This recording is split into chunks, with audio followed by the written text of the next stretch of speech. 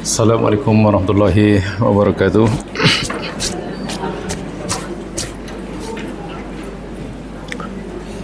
Alhamdulillah rabbil alamin wal aqibatu lil muttaqin wala udwana illa 'alal zalimin.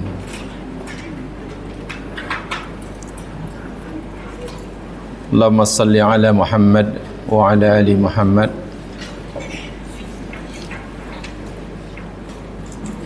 alladhi arsalahu rabbuhu rahmatan lil alamin wa ala alihi wa ashabihi wa atba'ihi ila yaumiddin. Bismillahilladzi la yadurru ma ismihi syai'un fil ardi wala fis sama' wa huwas sami'ul alim. Bismillahilladzi la yadurru ma ismihi syai'un fil ardi wala fis sama' wa huwas sami'ul alim. Bismillahilladzi la yadurru ma ismihi syai'un fil ardi wala fis sama' wa huwas sami'ul alim. Allahumma faqihna fid din wa 'allimna at-ta'wil. Amin ya rabbal alamin.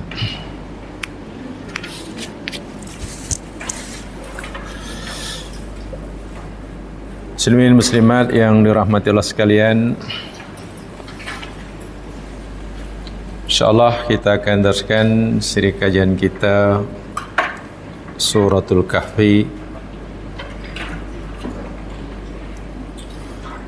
Selepas kita bicara tentang rahsia dimulakannya surah ini dengan hamdalah,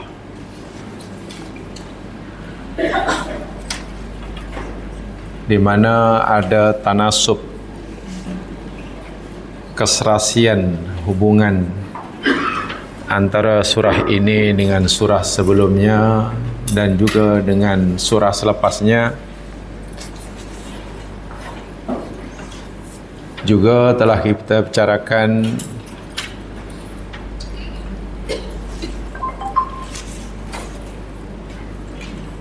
tentang inzalul kitab, turunnya Al-Quran sebagai rahmat terbesar, nikmat terbesar Allah SWT kepada hambanya manusia melalui kekasihnya yang telah diiktiraf maqam kehambaannya, anzala ala abdihi. Kemudian Allah memberitahu kepada kita tentang sifat yang dimiliki oleh Al-Quran yang diturunkan tersebut. Perlu saya sampaikan bahawa bukan sekali dua, bahkan berterusan orang-orang kafir semasa turunnya Al-Quran, bahkan hingga hari ini, Quran adalah bukan kitab daripada Allah, sebaliknya hanya karangan Muhammad, kata mereka.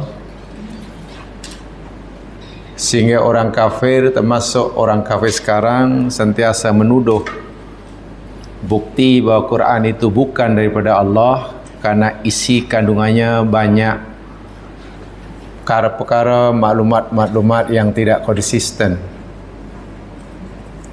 maklumat-maklumat yang sentiasa saling bercanggah, berlawanan antara satu dengan yang lain, tidak lurus. Sebab itulah Allah nafikan melalui ayat pertama ini, Quran yang diturunkan walam yaj'allahu iwaja. Ayat itu diturunkan sebagai respon kepada tuduhan yang tidak henti-hentinya mula daripada turunnya Al-Quran hingga sekarang. kitab kamu ini kamu dakwa firman Allah, tapi sebenarnya ia hanya rekaan orang yang kamu yakini sebagai nabi. Kata mereka isinya penuh percanggahan, bukan satu dua, sangat banyak. Bagaimana mungkin jika itu firman Tuhan, isi kandungannya banyak yang tidak konsisten, tak lurus, bengkok. Maka Quran merespon dengan tegas, walam yaj'al lahu iwaja. Baik, apa itu iwaja, mas sekalian? Iwajun itu maknanya, ini makna yang tepat, nafyut tanaqud.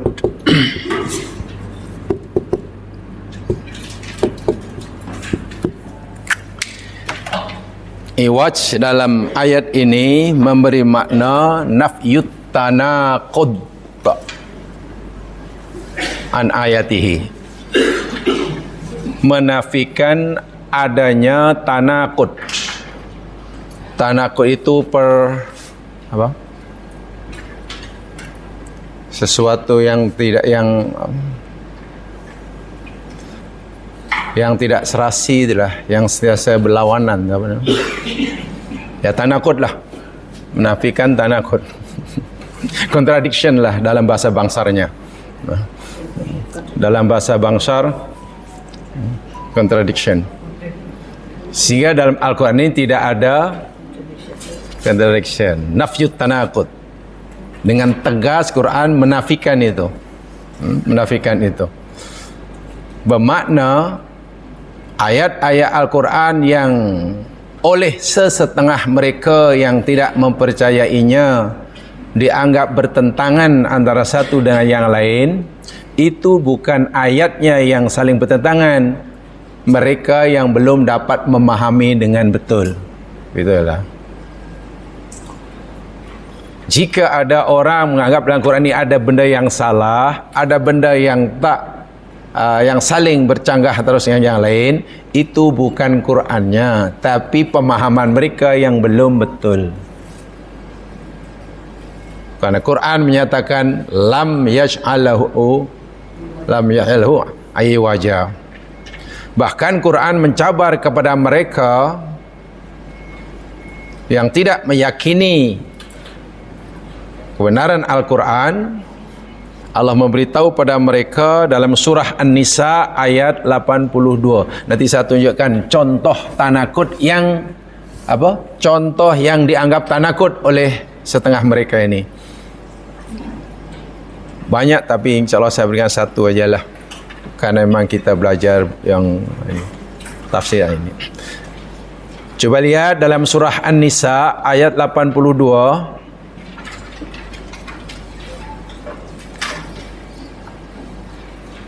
A'udzu billahi minasyaitonir rajim. Bismillahirrahmanirrahim. Walau kana, apa tu? Walau kana, teruskan. 82. Oh, belum jumpa. Walau kana min 'indi ghairillah la wajadu fihi ikhtilafan katsira. Allah beritahu kita walau dan jikalau. Waw dan lau, jika lau, tambah jika. Lau terjemah tambah jika, jika lau. Kalau jika dibuang jadi bahasa Arab. Kana adalah ia, dia ini dia Al-Quran. Dan jikalau adalah dia Al-Quran itu min indi ghairillah, dari sisi selain Allah. Mana kalaulah Quran itu datangnya bukan daripada Allah, seperti mana yang kamu dakwa, kamu tuduhkan, yang mereka katakan, la wajadu fi, lam pasti, lam niscaya, ini namanya lam taukid. pasti, sungguh, niscaya, wajadu, mereka akan temui, akan dapatkan, akan jumpai, fihi, di dalamnya Al-Quran, ikhtilafan katsira. Apa tu? Pertentangan, perbezaan, perselisihan yang banyak. Tengok, tegas sekali ni. Kalaulah Quran ini, kata Allah, bukan firmanku, datangnya bukan daripada aku, pasti kamu akan dapati dalam Al-Quran ini macam-macam ikhtilaf. Ini kata merah, itu kata biru. Dalam kes yang sama, kenapa ini kata boleh, ini kata tak boleh, kata bermacam-macam perbezaan. Tapi betulkah ada ikhtilaf? Betulkah ada tanaqud dalam Al-Quran? Betulkah Al-Quran ini ada iwaj? Allah sudah nafikan. Lam yaj'al lahu iwaja. Sekarang saya berikan satu contoh saja. Apa yang dituduhkan oleh mereka yang mengingkari Al-Quran adanya tanaqud, mereka kata itu tanaqud. Tapi sebenarnya karena mereka tidak dapat memahami dengan betul. Itulah. Jadi sesuatu yang betul, tapi karena pemahamannya tak betul, lalu dianggap yang betul salah. Faham maksudnya? Sesuatu yang betul, karena pemahamannya tak betul, akhirnya mereka fikir yang betul dianggap salah, dan yang salah dianggap betul. Jadi itu mana orang tak betul. Itu contoh orang tak betul. Baik, saya berikan satu contoh, dan mungkin nanti kalau jamaah boleh jawab, tolong jawabkan, jadi saya tak perlu jawab. Masih dalam surah An-Nisa, tadi ayat 82 kan? Sekarang coba kembali sebelumnya, ayat 78 dan 79. Sebelumnya saja.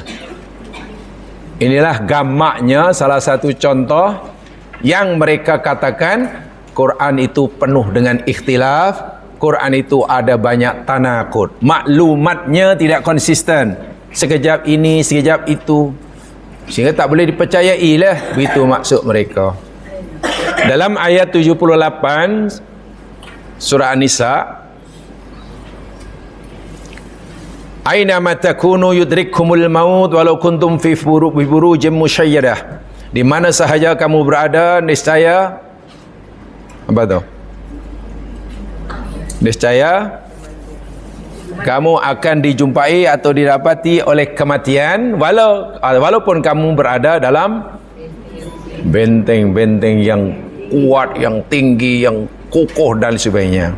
Wa in tusibhum hasanatun, dan jika menimpa mereka ini mereka orang kafir ya, ayat ini kaitannya. Dan jika menimpa mereka orang kafir, orang yang tidak mempercayai Al-Quran, hasanatun, kebaikan, bila mereka dapat kebaikan, kesenangan hidup, kemewahan, niaga, untung, sehat walafiat, tak pernah sakit, kaya tak pernah miskin, gitulah. Semua cita-cita tercapai. Yaqulu, mereka orang-orang kafir ini kata, hadhihi min indillah.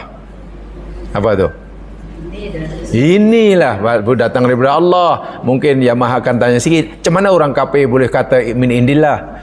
Ya mas sekalian, orang kafir Makkah ya, mereka ini meyakini adanya Allah. Dalam Quran banyak maklumat itu. Wala in sa'altahum man khalaqas samawati wal ard la yaquluna Allah. Muhammad, kalau kamu tanya mereka orang kafir, siapa yang ciptakan bumi, langit dan isinya, pasti mereka akan kata Allah. Mereka meyakini bahawa Allah itu mencipta alam semesta, tetapi mereka tidak mengakui Allah sahajalah zat yang berhak disembah. Yakin kewujudan Allah, yakin Allah yang mencipta alam semesta, yakin Allah yang menurunkan rezeki, tapi mereka menyembah selain Allah. Itu kafir, musyrik. Sebab itu bila mereka dapat kesenangan hidup, mereka kata inilah daripada Allah. Tapi wa in tusibhum sayyi'atun, dan jika menimpa akan mereka keburukan, kesusahan, penyakit, bencana, kalah perang, sakit tak pernah sembuh, miskin tak pernah kaya, gagal tak pernah berjaya, macam itulah. silih berganti musibah, yaqulu, pasti mereka akan kata, hadhihi min indik. Apa tu? Ini daripada dirimu, wahai Muhammad. Ini pasal engkau lah buat kami susah. Jika mereka senang, ini baru datang daripada Allah. Bila hidupnya susah, disalahkan Nabi Muhammad. Pasal engkau bawa ajaran baru ini. Kedatanganmu di tengah-tengah masyarakat kami inilah membawa naas, membawa nasib tak baik. Min indik. Fahaman itu betul ke salah kata orang kafir ni? Kalau jika dapat kebaikan, dikata ini daripada Allah. Bila dapat kesusahan, disalahkan orang. Pasal engkau, pasal. Disalahkan Muhammad. Sekarang bila dapat kesusahan, disalahkan macam-macam, bukan dekat Muhammad aja. Disalahkan tai lalat lah, tarikh lahir lah. Kan ada kan orang percaya pada tai lalat, tarikh lahir. Pasal tarikh lahir awak tak betul, itulah nasib sentiasa malang. Pasal you punya rumah tu berada di T-junction, itulah rezeki susah. Sekarang lagi teruk kufurnya. Bila tak susah saja, disalahkan macam-macam. Salahkan tarikh lahir lah, tai lalat lah, garisan-garisan yang ada di tapak tangan lah, letak pintu yang kurang sengit sekian degree lah. Allahu Akbar. Dah bina banglo mahal-mahal, terpaksa dipecahkan pintunya untuk disingitkan sekian degree. Pasal percaya, pasal pintulah nasib kita tak baik. Ini syirik ya mas sekalian. Itulah dahulu yang dipercaya oleh orang musyrik. Bila susah aja, ini pasal ini, pasal ini, pasal ini. Tapi bila senang, ini baru Allah adil. Allahu Akbar walillahil hamd. Apa kata Allah? Apa respon Allah? Kul Muhammad, katakan pada dia orang ni, orang yang punya keyakinan situ adalah salah. Katakan pada mereka, kullun min indillah. Apa tu? Kullun min indillah. Semuanya daripada Allah. Kullun semuanya. Sengaja saya tulis kerana di sini yang dianggap ada tanakut. Kullun min indillah. Terjemahnya tahu ya? Semuanya datang daripada Allah. Semua ini maksudnya apa ni ya? Merujuk pada apa ni semua ni? Baik ke, buruk ke, kan? Susah ke, senang ke, sakit ke, sihat, itu maksudnya lah. Kan? Semuanya ni, semuanya daripada Allah. Baik. Tapi coba baca ayat selepasnya. Ayat yang ke-79. Ma asabaka min hasanatin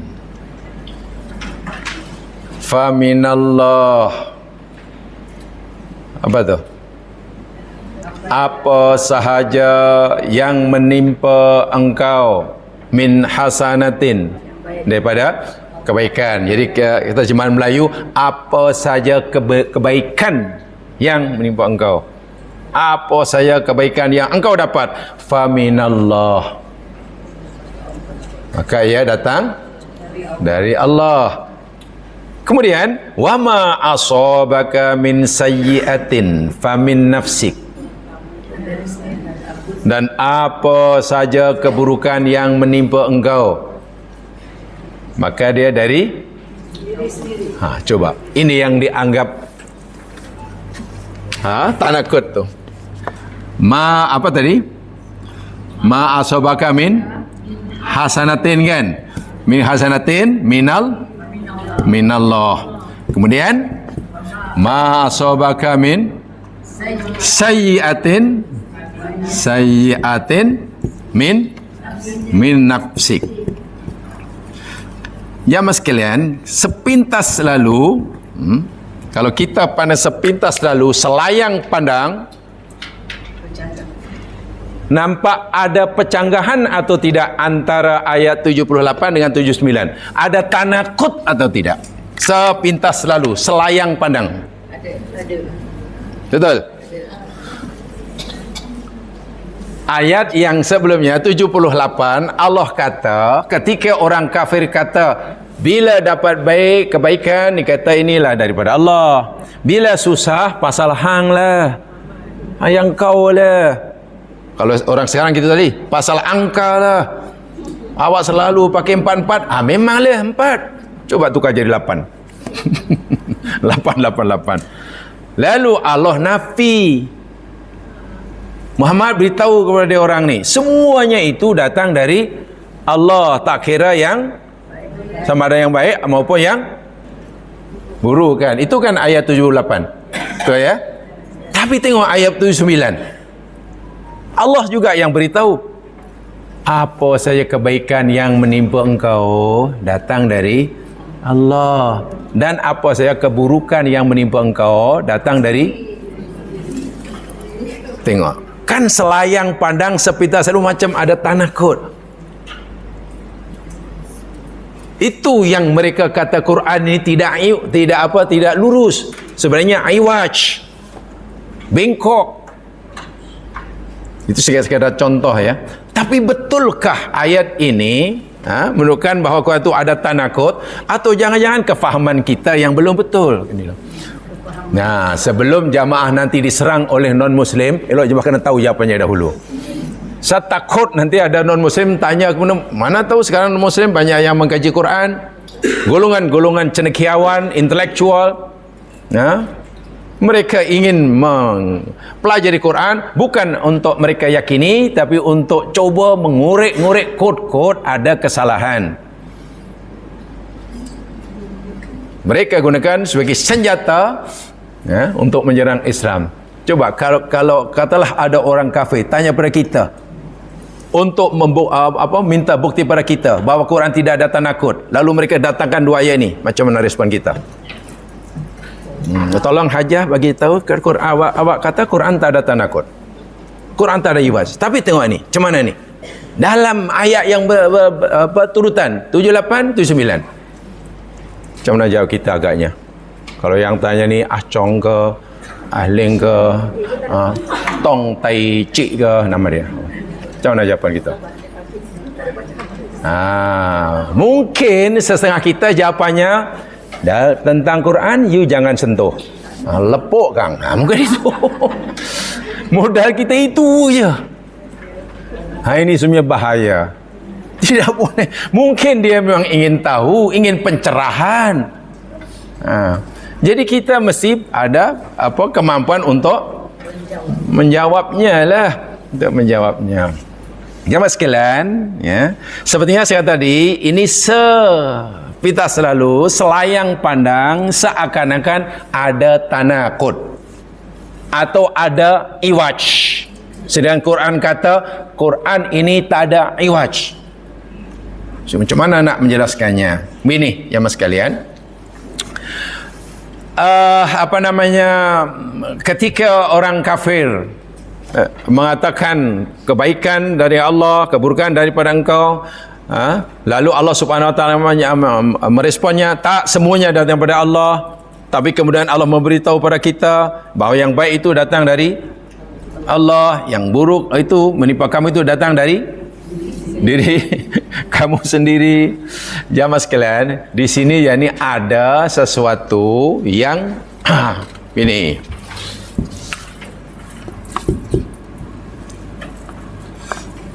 Ada yang namanya al-fa'ilul haqiqi.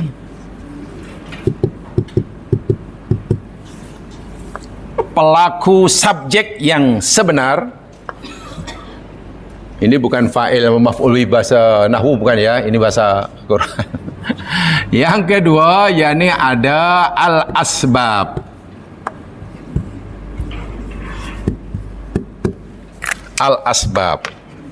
Maknanya segala sesuatu yang berlaku di alam semesta ini, ima baik menurut kita, ima tak baik menurut kita, senang, susah, sakit, sihat, bahkan jatuhnya sehelai daun yang kering daripada pokoknya, itu 100% semuanya adalah Allah yang lakukannya yang menghendakinya. 100%. Kita berada di sini 100%.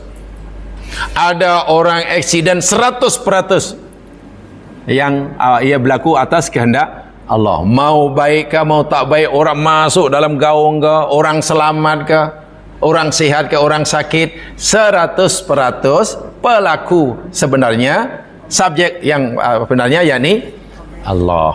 Tetapi dalam sunnatullah Allah meletakkan satu asbab. Contoh umpamanya, bila kita lapar dan ingin kenyang, apa yang kita nak buat? Makan. Dan bila kita makan, apa nanti akibatnya? Kenyang kan? Yang membuat kita kenyang, yang membuat kita kenyang, itu bukan makanan, tapi Allah 100%. Kita hanya melakukan asbabnya. Kalau kita makan, Allah bagi kita kenyang. Kalau kita tak nak makan, jika kita bawa kereta memandu dengan berhimmah, patuh kepada peraturan jalan raya, kereta pula dalam keadaan yang bagus, yang sempurna, breknya pula makan, tayar tak botak, air ada, kan, pakai seat belt, kita pun akan selamat, kan, akan selamat. Kebaikan kan selama itu. Sebenarnya kalau kita bawa kereta dengan ikut apa? Ya, ikut hati, suka hatilah. Dah lah keretanya pula tayar pamcit, brek tak makan, water pump bocor.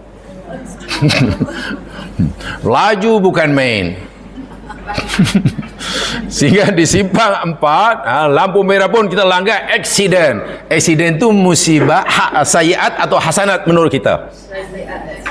Aksiden. Sayiat kan? Nah, sayiat itu hakikatnya siapa yang menciptakannya? Fa'ilnya adalah Allah. Tapi siapa yang melakukan asbabnya? Nah, kita. Itu maksudnya. Jadi Allah hanya akan memberikan kepada kita baik atau buruk bergantung asbab yang kita lakukan.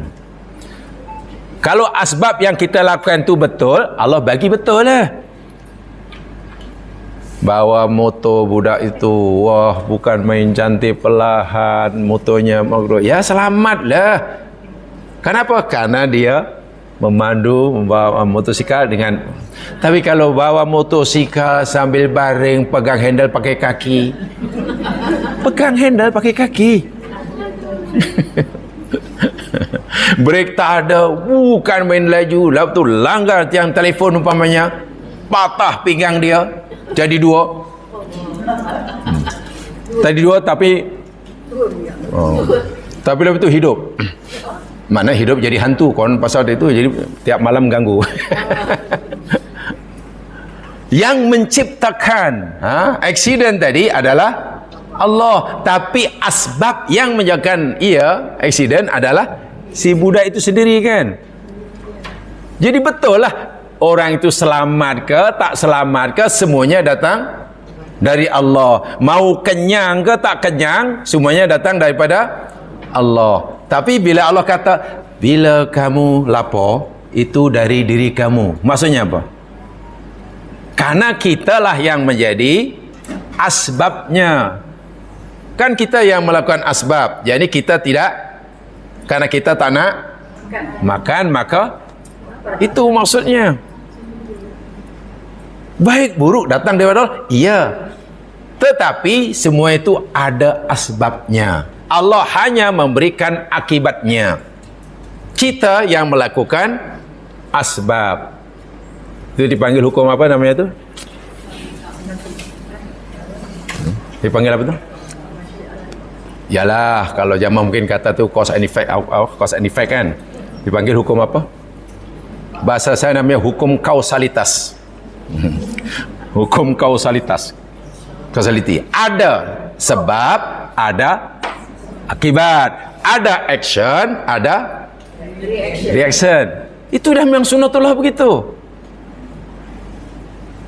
kita sakit kan, kemudian kita berobat, maka Allah bagi kita sihat, sembuh, betul?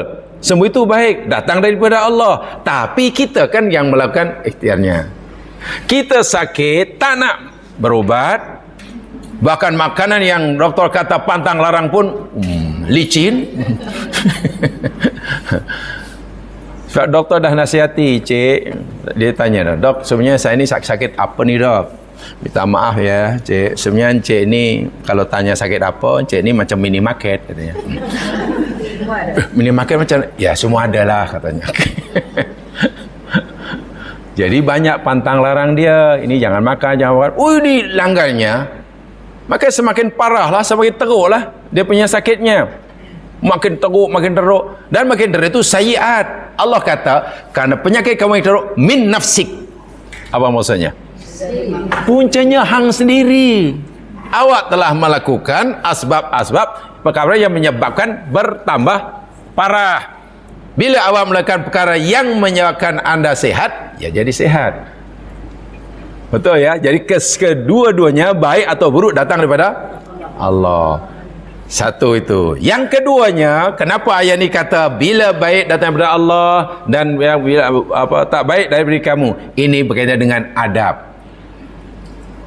Kaitan dengan adab. Walaupun hakikatnya segala sesuatu yang baik, yang buruk itu datang daripada Allah, hakikatnya, tapi kita yang melakukan asbabnya, puncanya adab kita pada Allah. Islam mengajar kita, bila benda itu baik, kembalikan pada Allah, sandarkan pada Allah. Bila tak baik, kan kita diajar kita ya, tuan-tuan dan puan-puan, segala yang baik datang pada Allah, segala yang terbaik daripada, itu adab. Dan itu jelas sekali dalam Quran diajar, yakni dalam surah Al-Fatihah. Baik, ayat terakhir macam mana bunyinya Al-Fatihah?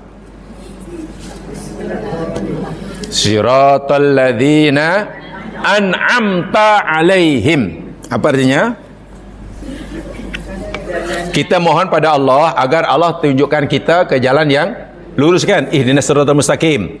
Apa siratal mustaqim? Siratal mustaqim kata Allah yakni siratal ladzina an'amta alaihim, yakni jalan orang-orang yang an'amta, engkau beri nikmat. Disebut tu jalan orang-orang yang engkau beri nikmat. Engkau disebut karena benda baik kita sandarkan pada Allah. Jalan orang-orang yang engkau bagi nikmat. Tapi ayat selepasnya apa? Ghairil maghdubi alaihim waladdallin. Ghairil maghdubi terjemahnya selain atau bukan orang yang dimurkai atas mereka. Kalau kita belajar nahwu, susunan tu kan macam tidak konsisten. Sepatutnya kalau ikut tata bahasa kita yang rendah lah, jalan orang-orang yang engkau beri nikmat atas mereka ya Allah, bukan jalan orang-orang yang engkau murkai pada mereka, bukan jalan orang-orang yang engkau sesatkan. Bukankah orang yang baik pun anugerah Allah? Bukan kesesatan itu pun datang daripada. Tapi kenapa bila kesesatan Allah tak kata bukan jalan orang yang engkau sesatkan, tapi bukan jalan orang-orang yang sesat atau bukan jalan orang yang dimurkai? Tak disebutkan fa'ilnya. Subjeknya siapa? Pelakunya siapa? Ya, ketika Allah cerita tentang jalan apa? Siratal ladzina an'amta alaihim, disebut dia punya subjeknya. Subjeknya. Subjek tahu. Subjek, bahasa Melayu subjeknya, subjek. Ya, pelakunya disebut Allah kan an'amta. Ta itulah subjek. Ta itu fa'il. Engkau kan disebut. Engkau ya Allah. Kenapa? Kerana kita menyebut nikmat orang yang baik, kebaikan, jalan orang baik dan kebaikan itu engkau berikan. Tapi kalau kemurkaan, orang yang dimurkai itu dapat kebaikan atau dapat keburukan? Orang yang dimurkai dapat kebaikan atau keburukan? Keburukan kan. Siapa sebetulnya yang memurkai orang-orang ini? Siapa? Pelakunya siapa? Allah kan. Tapi kenapa tidak disebut bukan orang-orang yang engkau murkai? Sementara sebelumnya jalan orang yang engkau beriman. Itulah adab. Bila benda baik nisbahkan kepada Allah, sebut Allah sebagai pelakunya. Tapi benda tak baik jangan disebut pelakunya walaupun Allah yang melakukannya. Itu maksud ayat ini. Sebab itu bila baik datang dari Allah, adapun yang tak baik datang dari makna pertama tadi karena ada asbab kita yang melakukannya. Dan itu penting sekali untuk memahami begitu. Bahkan ada ayat jamaah sekalian, jamaah boleh lihat, dan ayat ini benar-benarlah mungkin membantu kita memahaminya lebih baik lagi. Di dalam surah Al-Anfal coba lihat surah Al-Anfal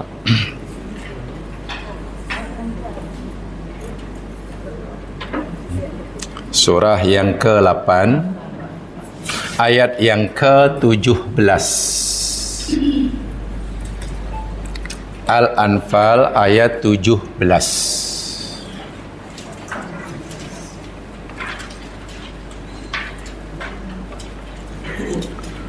Ini ayat diturunkan selepas berlaku peperangan Badar. Okey. Dalam peperangan Badar, tentera Islam memperoleh kejayaan kemenangan yang gilang gemilang. Walaupun jumlah tentera Islam hanya 300 lebih, tapi berjaya mengalahkan jumlah tentera kafir 1000 lebih. 70 orang kafir dibunuh, 70 ditawan, dan harta mereka dirampas.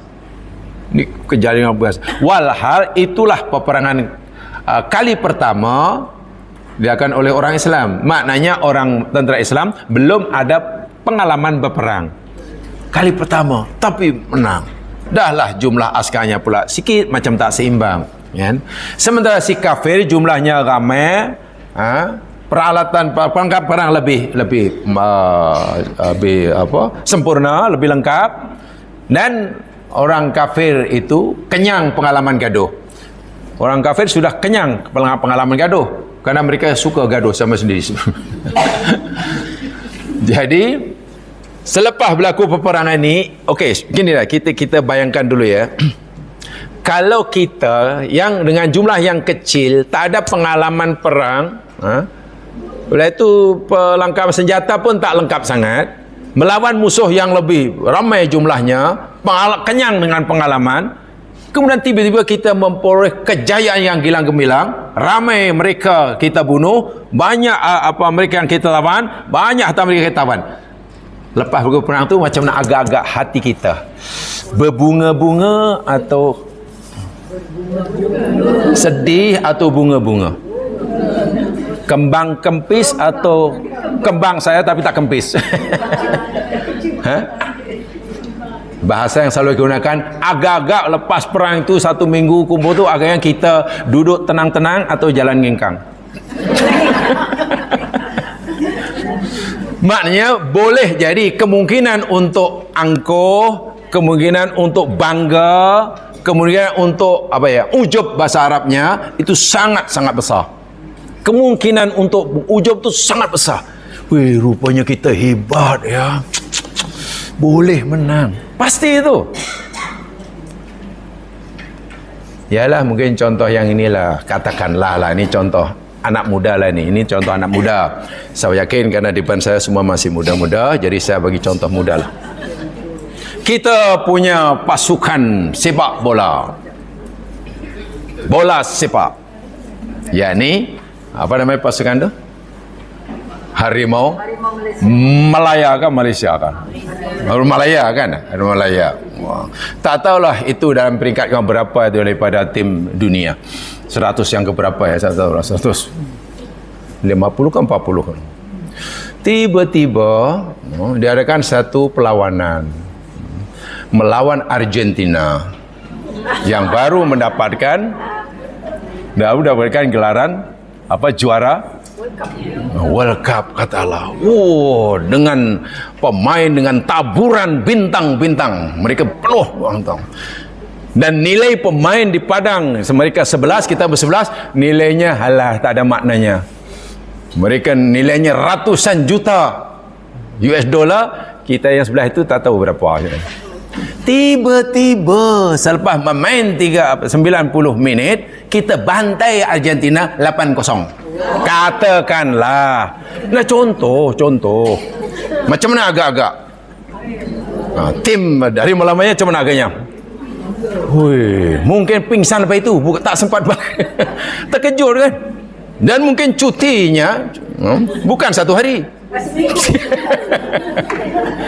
Maksud saya, kemungkinan itu ada gitulah. Kemungkinan ujub itu ada. Itu baru menang main bola kan? Melahkan Argentina 8-0 pula tu.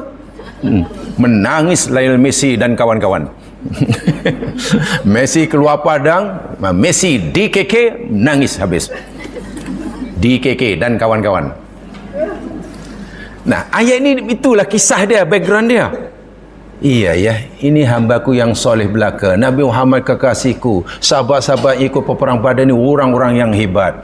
Nabi tak nak hati sahabat yang imannya kuat, nanti amalnya hebat, tiba-tiba nanti amalnya sia-sia karena ujub kan? Karena ujub, dan kemungkinan ujub tu ada. Sebab itu Allah turunkan ayat ini. Tengok. Falam taqtuluhum. Apa tu?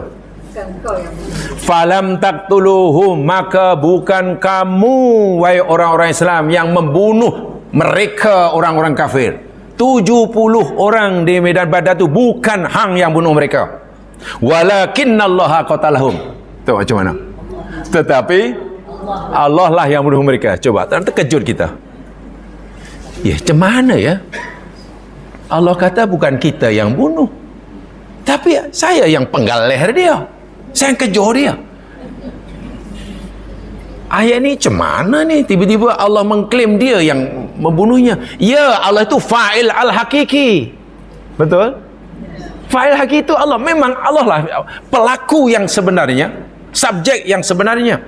Sahabat-sahabat itu hanya melakukan asbabnya, alat. Di situlah maksudnya. Maksudnya. Demikian juga wa ma ramaita id ramaita. Apa tu?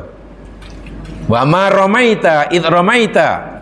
Dan tidaklah engkau baling, melontar, menabur. Kalau pasir menabur lah, yang baling pasir tak.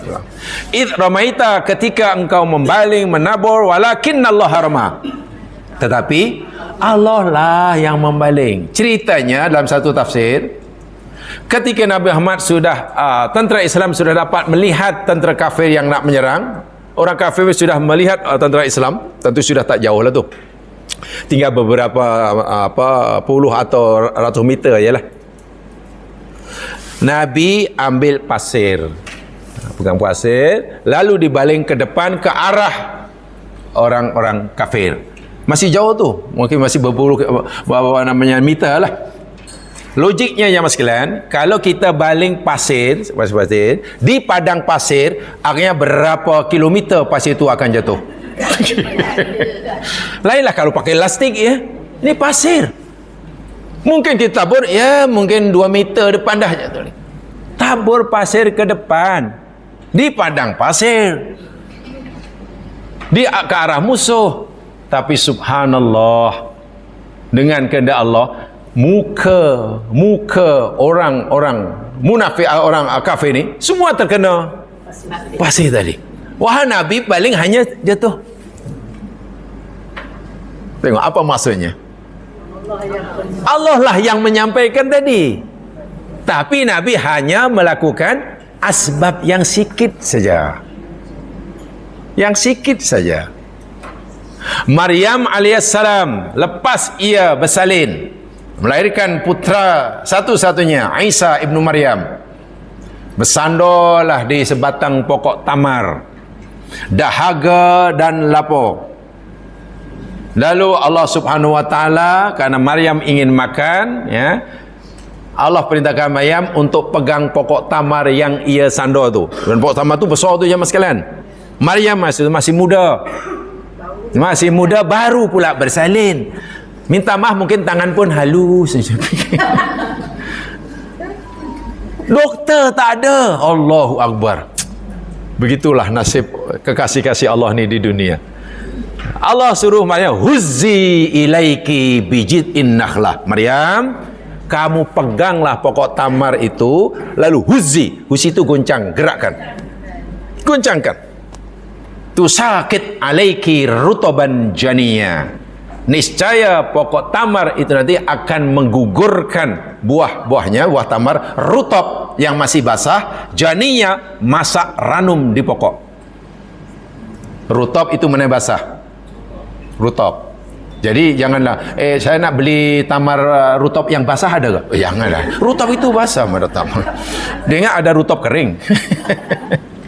Rutob itu mana basah.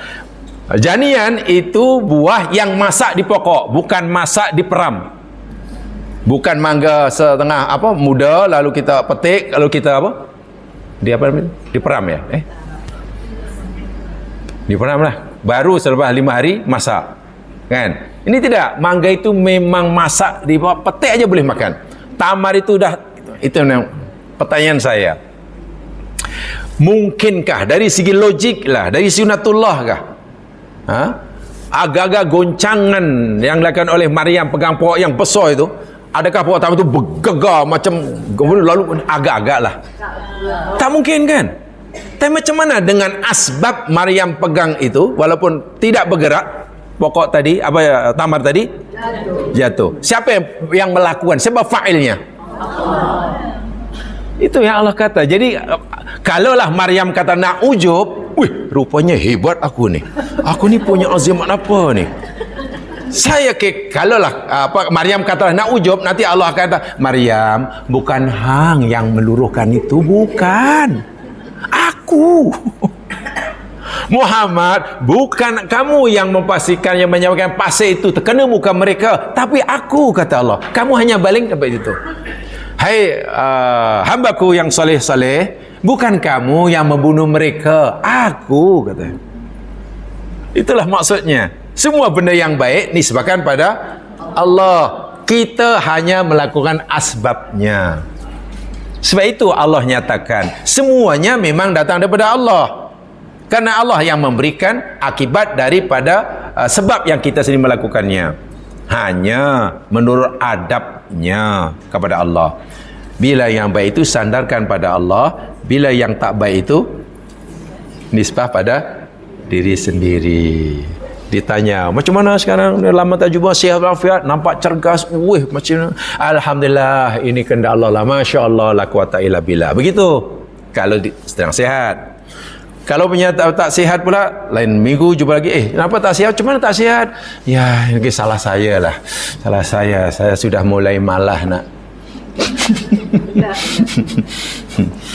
Saya nampaknya sudah terlebih tidur, terlebih makan, malah ni jadi saya sakit. Salahkan sini.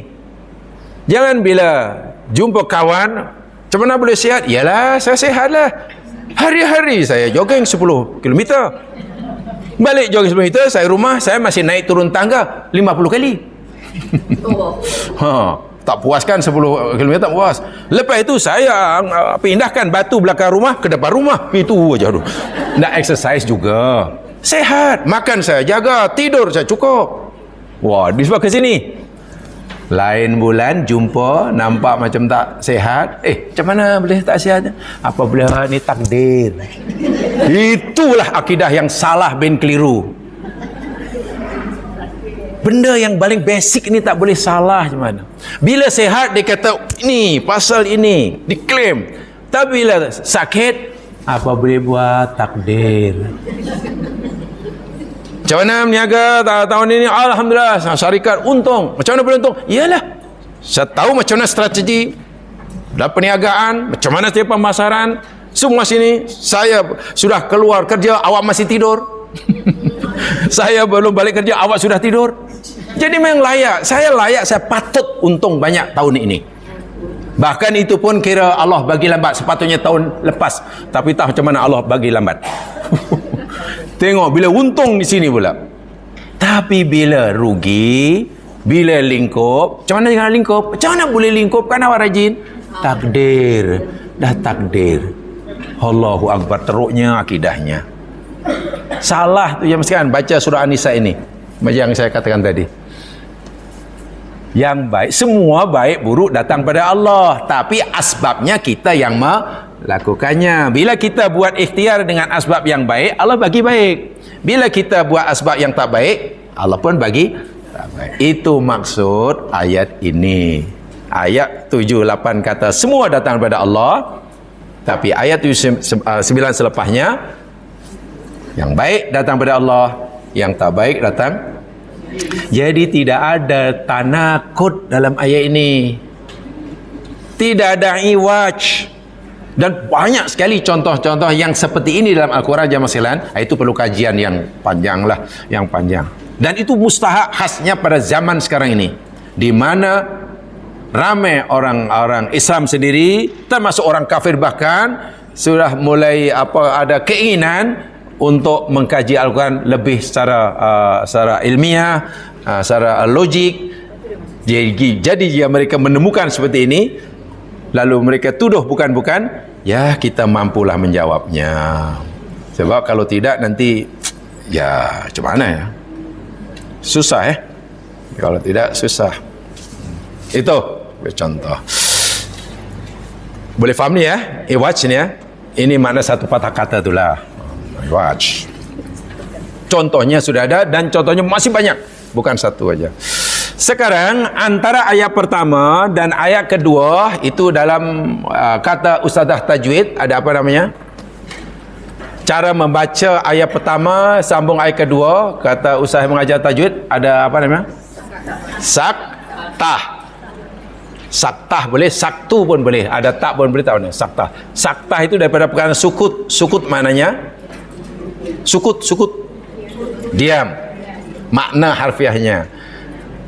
Jadi saktah bacanya yakni walam yaj'al lahu. Saktah pengertiannya ibaratun an qat'is saut zamanan. Itu makna saktah. Saktah itu yakni menghentikan suara, memutuskan suara dalam beberapa waktu, duna zamanil waqfi, selain wakaf. Jadi kita baca berhenti suaranya saja, bukan berhenti bacaannya. Sehingga bahasa yang selalu kita min ghairi tanafus, tanpa bernafas. Jadi walam yaj'al lahu iwaja, berarti tapi jangan nafas sebelum qayyima. Macam tu kan. Tak boleh baca walam yaj'al lahu iwajan qayyima. Itu salah bin keliru. Di sini saktahnya, hukum saktahnya yakni hanya jawaz. Jawaz tu harus. Boleh saktah maknanya lakukan walam yaj'al lahu iwaja qayyima, boleh. Atau tidak saktah, wakaf saja. Walam yaj'al lahu iwaja. Dah. Wakaf, bukan saktah. Kalau wakaf maknanya ya berhenti habis lah, full stop lah. Kalau saktah hanya berhenti daripada segi suara saja. Sebab nafas masih belum putus, masih berhenti sekejap aja. Sekejap ya, jangan lama-lama. Kalau lama nanti masuk ICU. Ini saktah sampai 6 jam macam mana? Nah itu semua tahu ya, semua tahu. Baik, sekarang saya tunjukkan. Saya tidak mengajar tentang bacaannya karena jamaah sudah belajar semua. Kajian kita ini yakni tentang apa rahsianya, apa hikmahnya, itu penting. Sebab kalau ditanya, katalah pertanyaannya, di sini ada bacaan apa? Oh, ada saktah. Saktah itu apa? berhenti sekejap tanpa tarik nafas. Kan gitu aja kan? Tapi kalau pertanyaannya, apa rahsianya? Apa gunanya? Coba agak-agak. Apa hikmahnya? Apa rahsia saktah? Ya, hikmahnya ya apa ya? Supaya dapat markah penuh lah kalau ikut musabaqah. Ke situ pula. Sebab kalau tak saktah nanti tak dapat johan. Apa pula kena mengenai itu? Baik, dalam Al-Quran saktah ada berapa? Seperti mana yang jamaah ajarkan? Saktah boleh, saktu pun boleh ya. Ada berapa? Dalam Quran 4 tempat kan. Satu ini apa dia? Apa di situ? Wajah. Ini ada saktah kan. Kemudian qayyiman. Okey.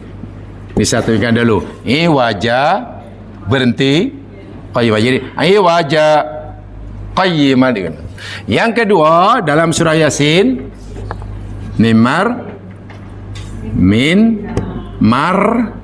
qadina, betul? Mimar qadina, ini saktah. Betul ya? Ada saktah sini. Hadza ma wa'adar rahman, betul? Hadza ma wa'adar rahman. Nombor 2. Nomor 3 ada dalam surah apa? Qiyamah. Ayat 27. Yakni waqila man. Itu saktah. Itu ya. Saktah raqaq. Raqaq. Ini ada saktah nih. Jadi bacanya macam mana? Yang ini waqila man berhenti raqaq. Kalau tak ada saktah bacanya macam mana? Waqila nun mati jumpa ra.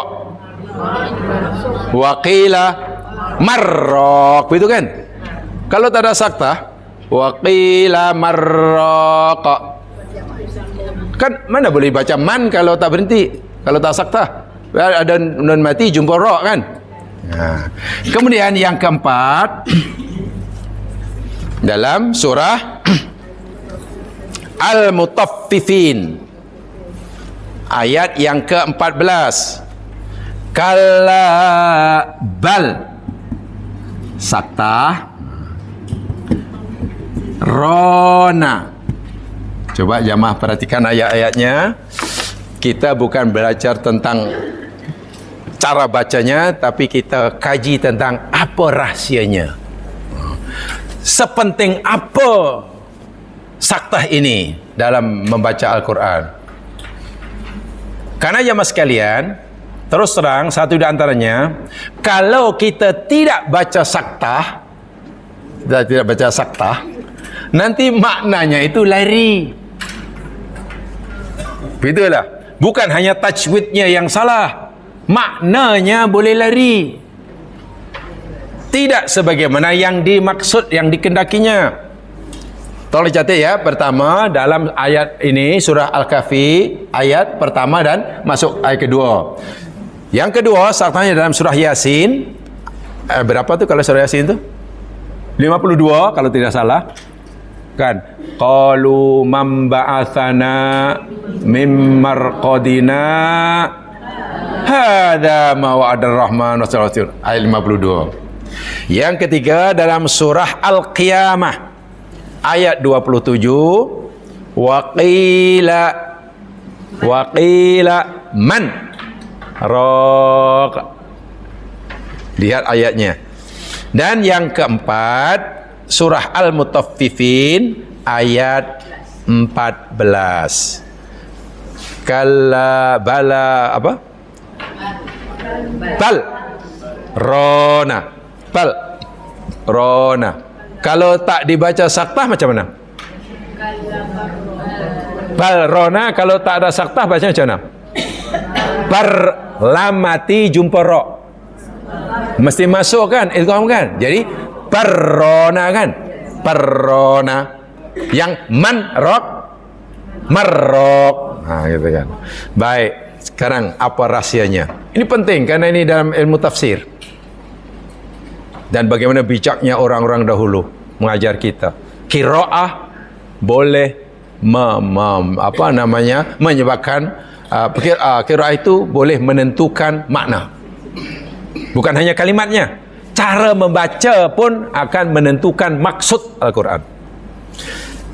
Ayat pertama dan kedua, sampai kedua surah Al-Kahfi, yakni Allah tutup ayat pertama dengan walam yaj'al lahu iwaja qayyiman liyundhira ba'san sadida. Katalah kita baca begini, walam yaj'al lahu iwajan qayyima. Katakanlah. Apa makna walam yaj'al lahu iwaja? Dia tidak menjadikan bagi Quran itu suatu yang bengkok. Betul? Qayyiman apa maknanya? Lurus. Coba kalau jamaah tak baca saktah. Allah tidak menjadikan dalam Al-Quran itu bengkok dan lurus. Pening tak pening? Lurus tidak, bengkok pun tidak. Ya. Jadi kalau tak ada saktah, ayat itu bermaksud lam yaj'al lahu iwaja wa lam yaj'al lahu qayyimah. Tengok. Allah tidak menjadikan bengkok dalam sesuatu yang bengkok dalam Al-Quran, dan Allah tidak menjadikan yang lurus dalam Al-Quran. Kalau kita baca ayat itu, kita dah awal-awal lagi, ini pasti bukan firman Tuhan ini. Lalu apa yang Allah maksudkan? Kalau bengkok pun tidak, lurus pun tidak. Sebab apa? Qayyiman dibaca man itu maksudnya apa agaknya? Baik, kalau iwajah dahulu. Dibaca iwajan. Tidak iwajun, tidak iwajin. Ada yang tahu nahunya? Maf'ul bih kan? Allah tidak menjadikan dalam kata itu akan, maf'ul bih itu, objek. Dibaca qayyiman itu sebenarnya i'rabnya man yang tadi iwajan itu mengikut qayyiman. Ikut saja, namanya badal mubayyin. Badal tapi pengikut tapi menjelaskan. Atof bayan, bukan badal mubayyin. Atof bayan. Atof itu sesuatu yang digandingkan, yang digabungkan dan tujuan untuk menjelaskan. Sedangkan ayat ini maksudnya Allah kata Allah tidak menjadikan dalam Al-Quran sesuatu yang bengkok, berhenti itu. Sebaliknya, Allah jadikan dalam Al-Quran itu lurus. Aku tidak menjadikan suatu bengkok, suatu Al-Quran yang bengkok. Maksudnya lurus semualah, begitu. Sebab itu kita kena baca saktah atau wakaf terus. Wasal tidak boleh sama sekali. Walam yaj'al lahu iwajan qayyima. Itu nanti maknanya Allah tidak menjadikan dalam Al-Quran itu suatu yang bengkok dan suatu yang lurus. Nampak jemaskan perbezaannya? Mudah-mudahan nampaklah. Mudah-mudahan nampak. Tapi kalau dibaca saktah, Allah tidak menjadikan dalam Al-Quran itu suatu yang bengkok, berhenti, orang tu faham. Qayyiman maksudnya lurus. Tidak bengkok tu maksudnya lurus. Sebab qayyiman itu menjadi penjelas, bayan kepada tidak bengkok. Sesuatu yang tidak bengkok maksudnya lurus. Itu kalau ada saktah. Kalau disambung, tidak bengkok dan tidak lurus. Bahaya tak bahaya?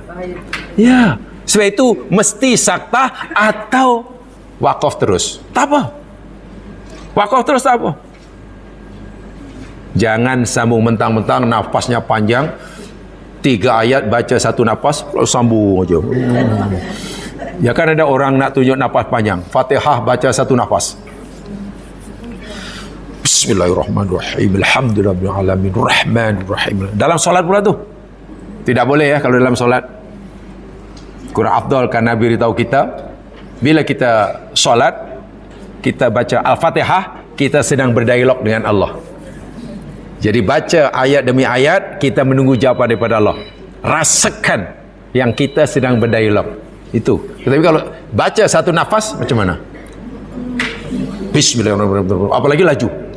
Bismillahirrahmanirrahim. Bolin.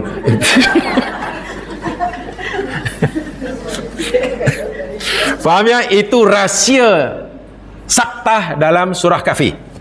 Sekarang rahsia surah saktah dalam surah Yasin.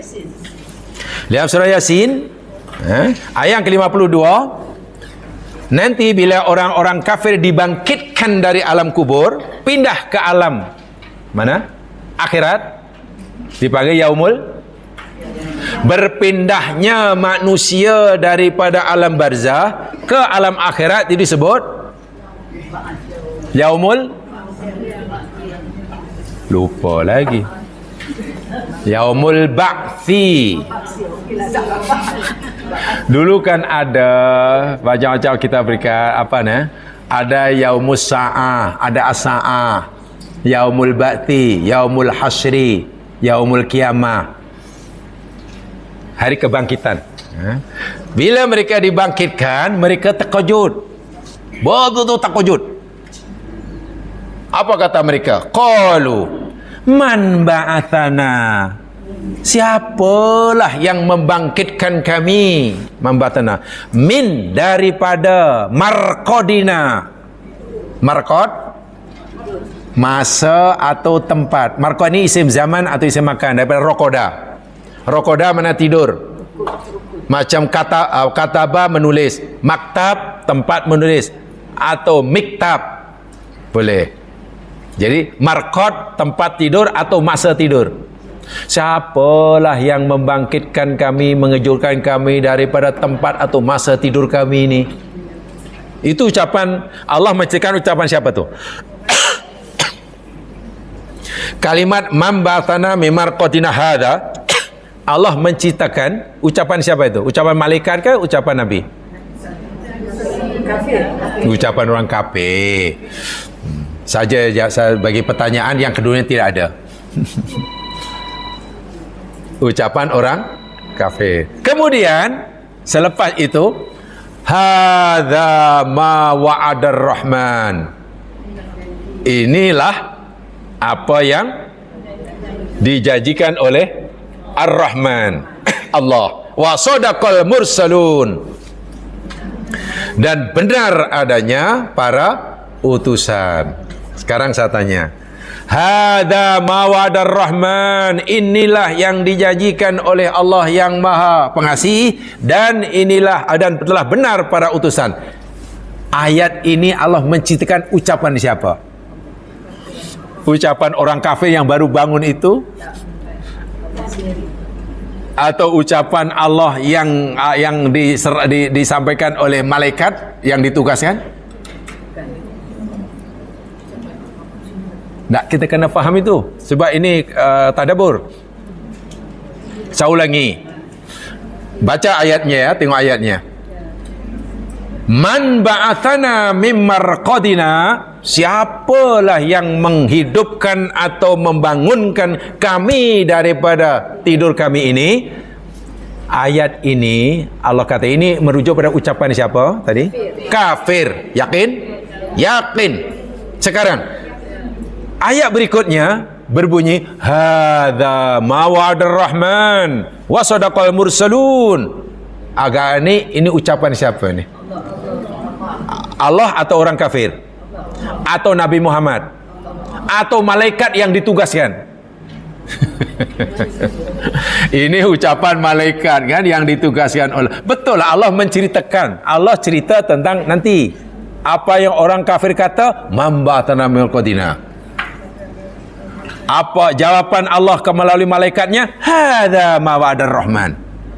Betul? Jadi kedua surah ayat ini, kedua jumlah ini, sentence ini berbeza yang mengucapkannya. Yang pertama diucapkan oleh orang kafir, yang kedua dilafazkan oleh malaikat yang ditugaskan. Sebab itu antara keduanya mesti kita saktah. Kalau anda tidak saktah, Man ba'athana min marqatina hadza ma wa'adar rahman. Karena baca Yasin terlalu lancar. Qalu man ba'athana min marqatina hadza ma rahman. Itu salah jemaah sekalian. Karena terjemahnya apa? Terjemahnya seakan orang kafir kata, siapalah yang membangkitkan kami daripada tidur kami, inilah janji Tuhan. Mana mungkin orang kafir kata, inilah yang dijadikan oleh Allah. Dia sendiri tak percaya. Saya itu kena berhenti. Man ba'athana min marqatina hadza ma'ad.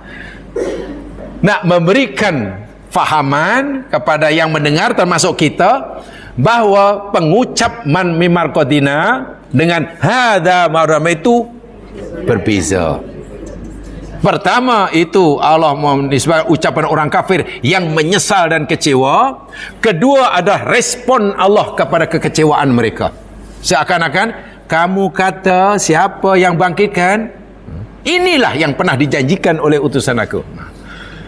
Dan ini tidak mungkin ucapan orang kafir.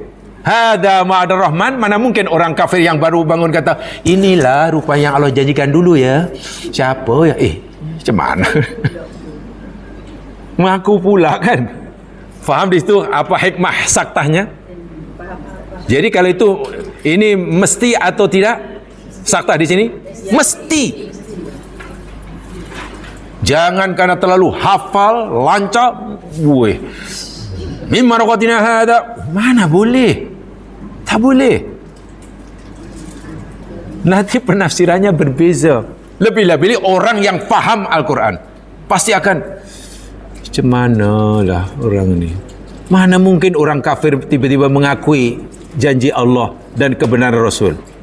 Sedangkan ucapan man ba'athana min marqatina itu pun sebenarnya ucapan mereka yang masih mengkufuri Allah. Baik, kemudian dalam surah Al-Qiyamah, coba laju sikit, surah Al-Qiyamah ayat 27.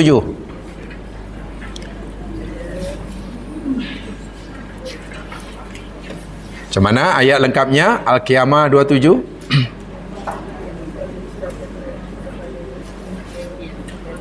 Itu cerita apa ya?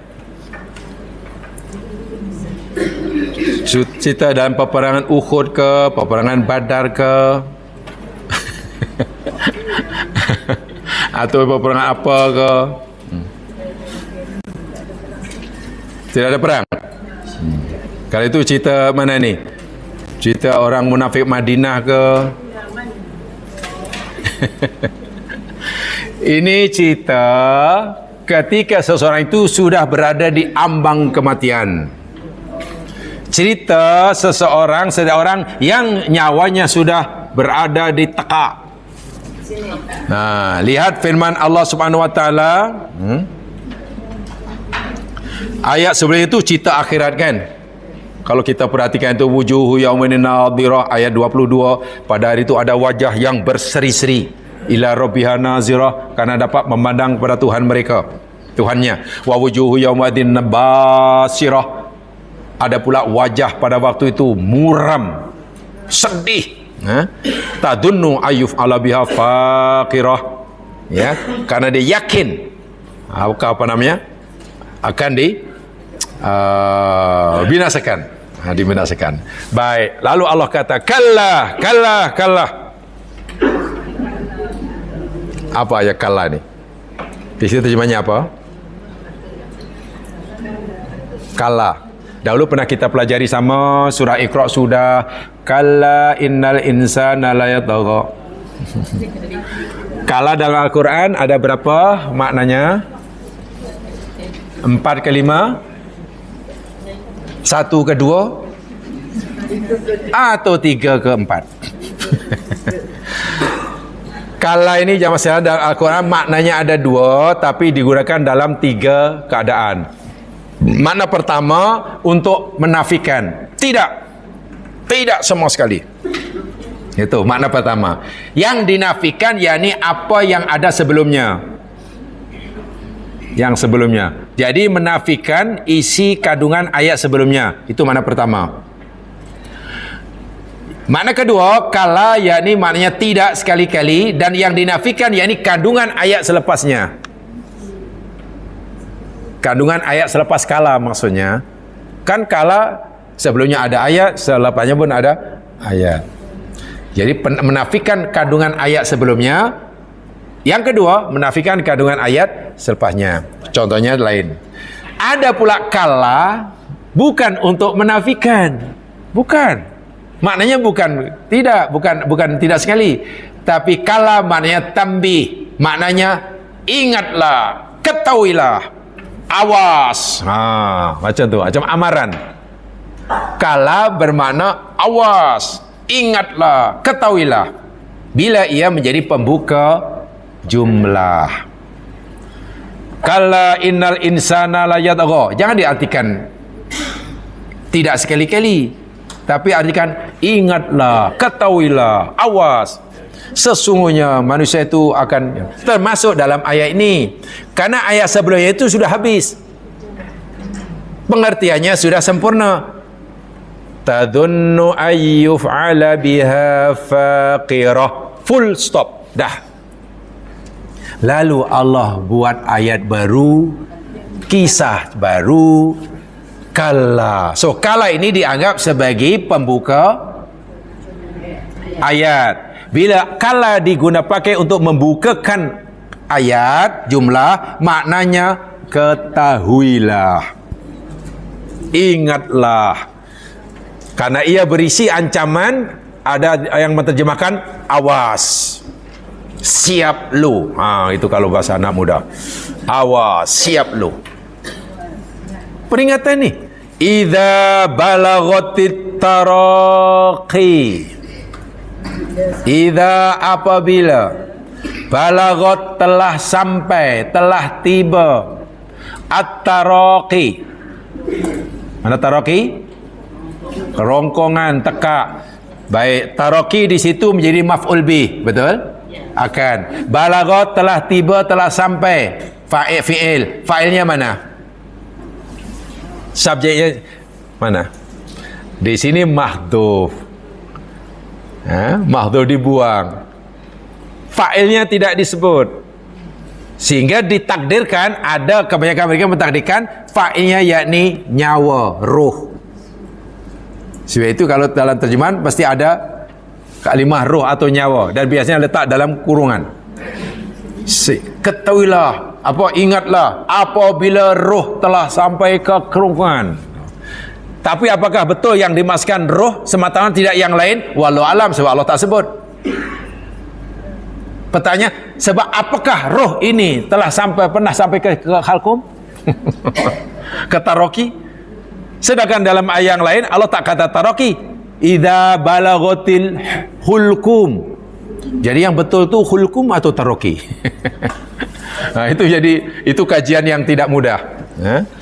Roh akan sampai di hulkum atau di taraqi. Taraqi dengan hukum benda yang berbeza. Tak apalah, yang pasti ini cerita orang yang dah dekat nak mati. Wakila, dan dikatakan pada orang waktu itu, man, apa artinya man? Siapakah? Raq. Jamaah mungkin dah familiar dengan kalimat ruqyah. Ruqyah, apa nama ruqyah? Ruqyah, jampi kan? Ruqyah itu masdar, raq itu isim fa'il. Kalau ruqyah itu jampi, raqin yang menjampi, yang mengobati. Orang yang katakanlah sudah, ya nafasnya pun sudah Isnin dan Hamis.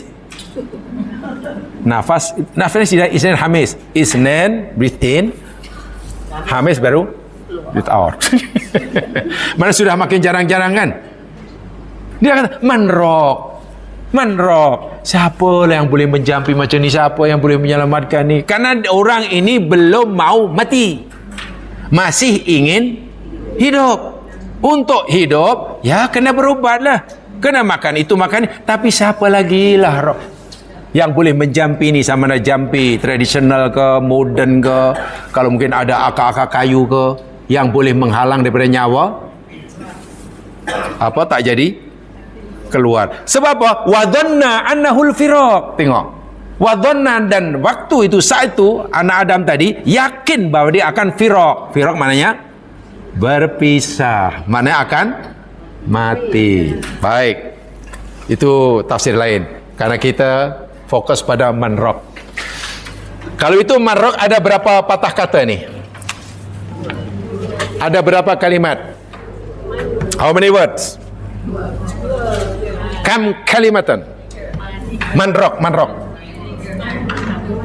3. Berapa patah kata? 2 saja. Man dan raq. Man maknanya apa tadi? Siapa? Raq yang menjampi, yang mengobati. Atau raq juga maknanya mengangkat. Siapa nanti yang akan mengangkat nyawaku ini ya? Malakul rahmah ke malakul azab? Itu maksudnya.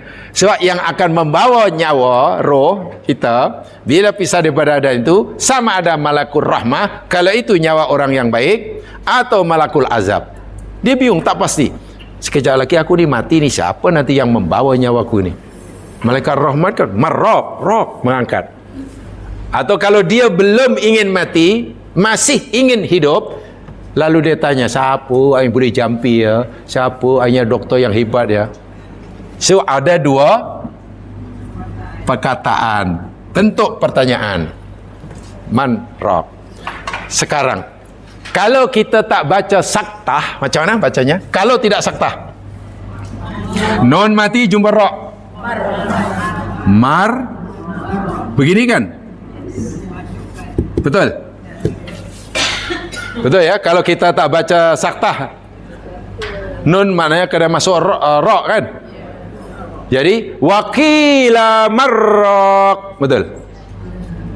Sedangkan manraq maknanya siapa yang akan menjampi atau siapa yang akan mengangkat nyawa. Sedangkan marraq maknanya, apa makna marraq? Ini 2 patah kata. Kalau ini jadi 1 patah kata. Apa nama marraq? Tukang masak kuah.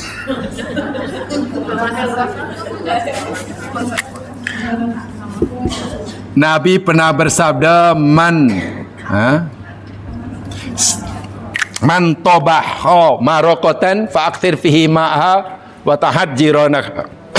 Siapa saja yang hendak masak makanan yang berkuah, sup ke, soto ke, apa lagi, tom yam ke, laksa ke, yang ada kuah, ya apalah yang ada kuah. Kata hadis Nabi, akthir fi ma'ha, maka perbanyakkanlah airnya. Wa ta'hat jiranaka, dan bagilah pada jiran-jiran. Tapi hadis itu jangan diamalkan secara harfiah. Hadis ini sahih, kalau begitu saya nak masak sup ni, soto ni, tak apalah, air 1 baldi. Bubuh kepak ayam 2, dah. Jiran bagikan. Ada yang suruh, bukan begitulah maksudnya. Jadi kalau masak tu lebihkan supaya, dan lebihnya kita bagi. Marokoh itu kuah. Marraq orang yang banyak masak kuah atau orang yang rajin makan kuah. Takkan tiba-tiba Al-Quran kata ketika orang nak mati tiba-tiba kata makan kuah. Coba kalau tidak dibaca saktah, marraq, terjemahannya lain. Bahaya tak bahaya? Bahaya. Sebab itu waqila man raq, bukan mar ya, man raq.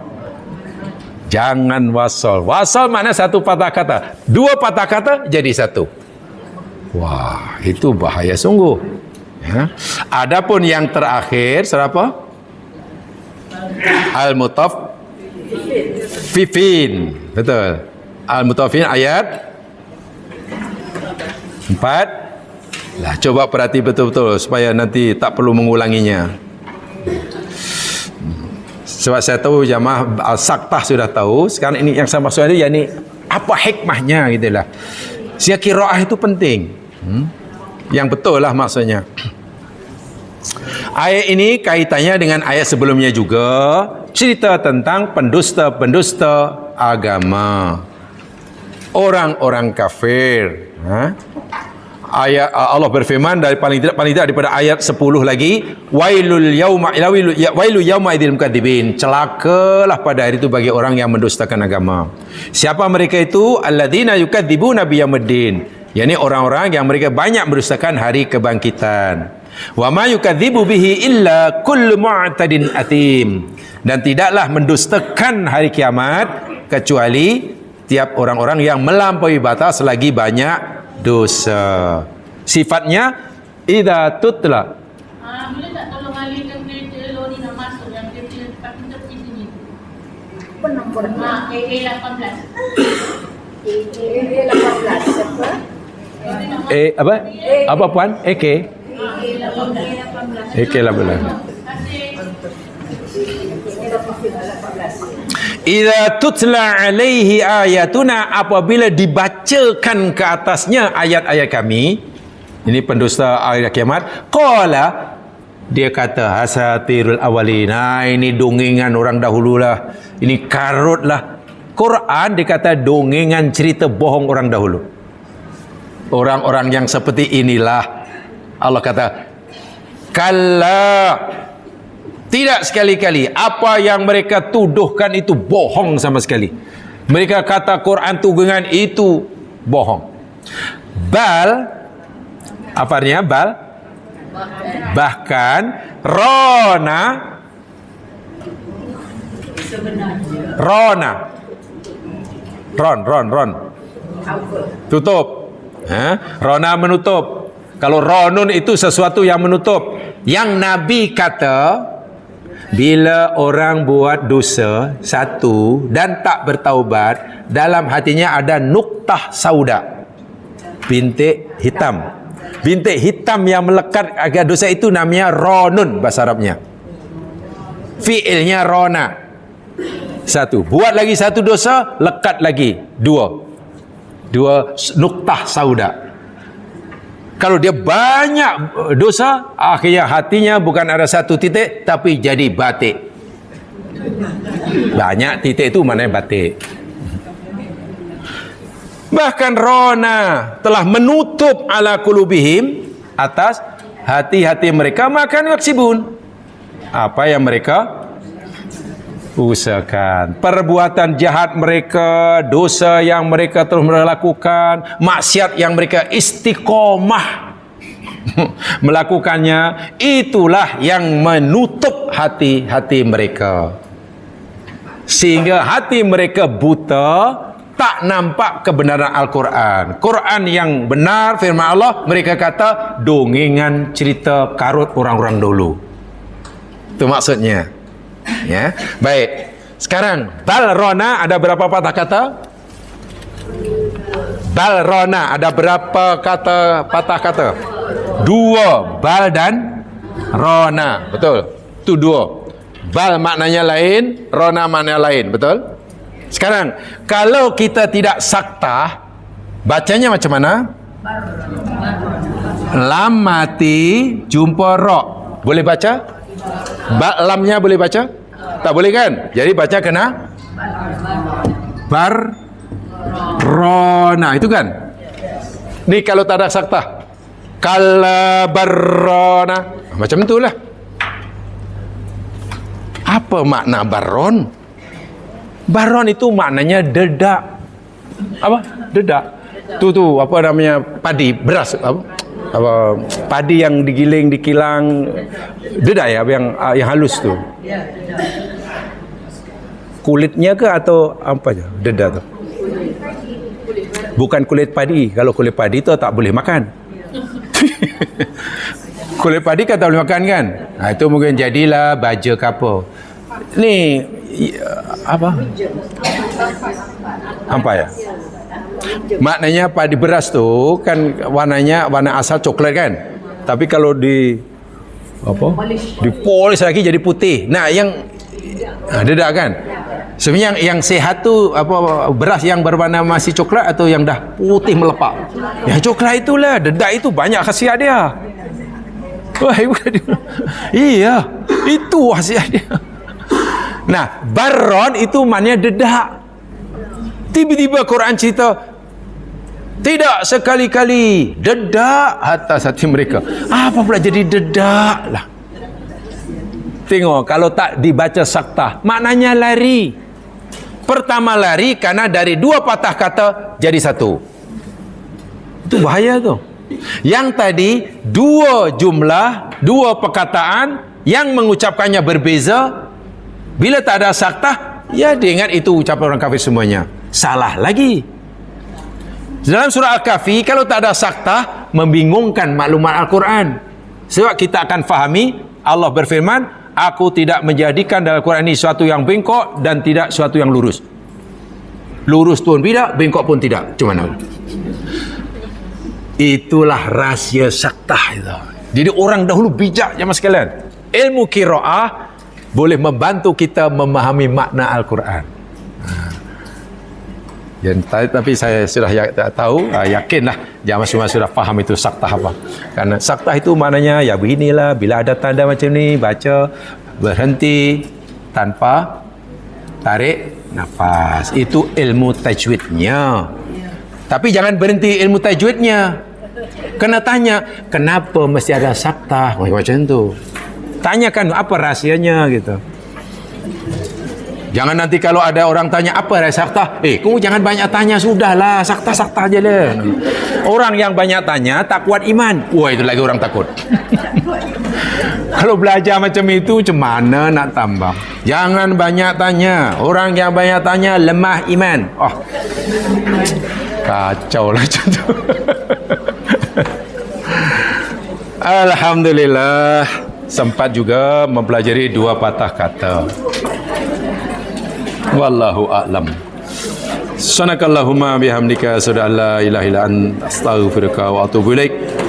A'udzu billahi syaitanir rajim wal 'ashr. Innal insana fi khusr illa alladhina amanu wa amilus solihat tawasaw bil haqq wa tawasaw bis sabr. Assalamualaikum warahmatullahi wabarakatuh.